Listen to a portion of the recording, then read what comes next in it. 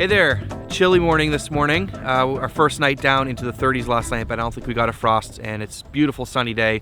But we're down here at Karen's place, at Karen's Blueberry Farm in Smithfield, North Carolina. And she has a bunch of blueberry plants here, and they have a pick your own, a pretty honor system situation here. But they have tons of extra plants here. We're gonna grab some cuttings so we can bring them back to the farm and plant out into that area that we were prepped a little while ago. So let me show you what we're doing over here. All right, so it's kind of a simple process here. We're gonna be taking the saplings that have shot out from the side there, and we're gonna dig those out and bring those back to the farm. We're kind of pruning it and thinning at the same time, so kind of helping out at the same time. So Gene's over here is gonna show you how we're gonna do one of these. All right, you see where this right here, where it grows out from the other plant, it right here, it comes up, and then it continues on, and then here's another shoot coming up. So all we're doing is going through getting the little saplings. And how we do that, we cut it back a little bit and then just dig it up.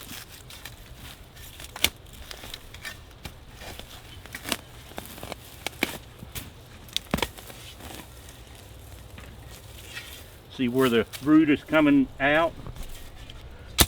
Cut it. There you go. All right, and we're just gonna plant those in the ground? Yeah, because this is dormant pretty much now with the fall. Good time to be harvesting these to replant. Also help thinning. Right. All right, perfect. So we're gonna grab a bunch of these? Yeah, about 80 of them today. Sounds great. We got all the saplings in here and got a little bit of compost mix in just to keep them covered while we transport them. Got in the back of a trailer. We're just gonna fold the tarp over it and take it back to the farm.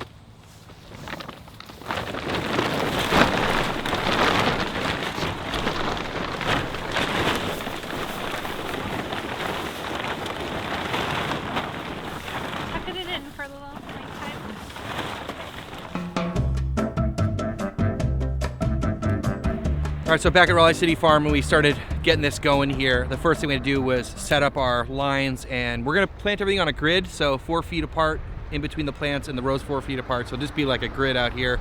And so this is that reverse lasagna area, if you guys have been following along. So it looks great. There's a little bit of moisture in the ground still.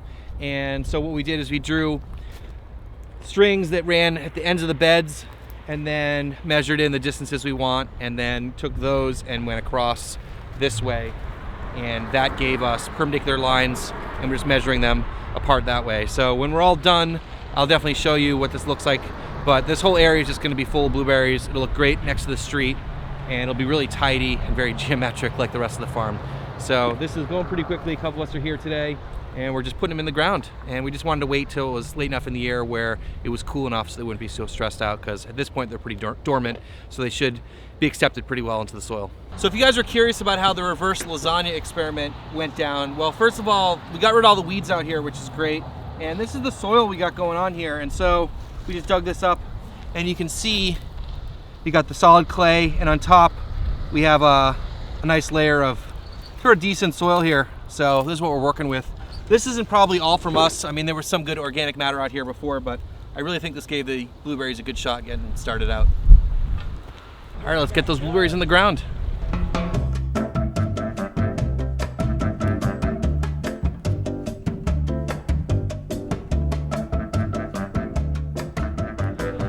All right, so we got this whole area planted out, and we put a little bit more wood chips down around the plants. We don't have that many left right now, so we're just trying to use it sparingly, and then we'll come back and put another heavy dose down when we get another delivery. But check this out. Quite a bit of plants. Let me show you the other section along behind block F. All right, so this is that strip over here. So we prepared this the same way as the rest of it, and we just got another, I don't know, dozen or so plants in there. So this whole area is now planted out, and essentially that quarter-acre block for the field production is complete.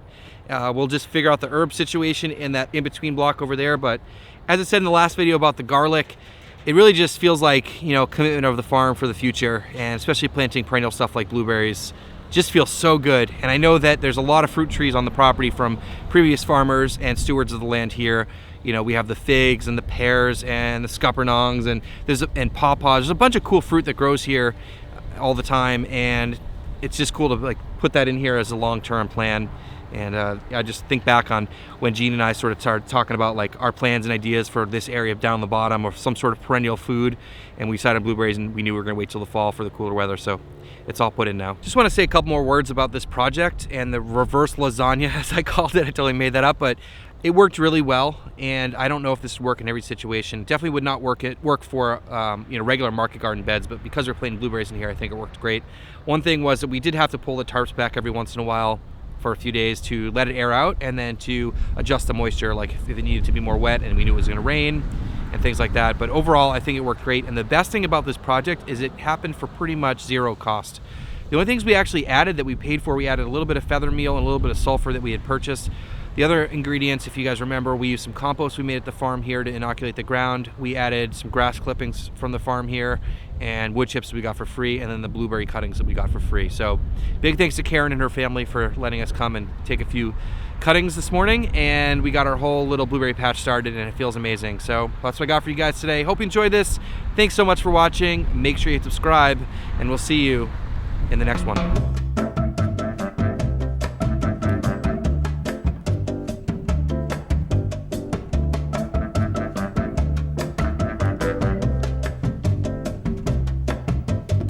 All right, so it's kind of a simple process. We're kind of just pulling the, what we call these seedlings, saplings? Saplings. Actually, probably trimming them and, keeping, I don't even know what I'm talking about today. And we're gonna pull those out and bring those back to the farm. And we're kind of, thinning them out. yeah. Sorry, I'm tired today, Gene. Dave and I are working together. I'm gonna dig it up first, try to loosen this a little bit without getting poked in the face too badly. Wow, this is not a good one, too. And there we go. Looks like a walking cane almost. I don't know, I feel like we're not getting good ones on the... Yeah, I know. All right, so in case you guys were curious about how the soil...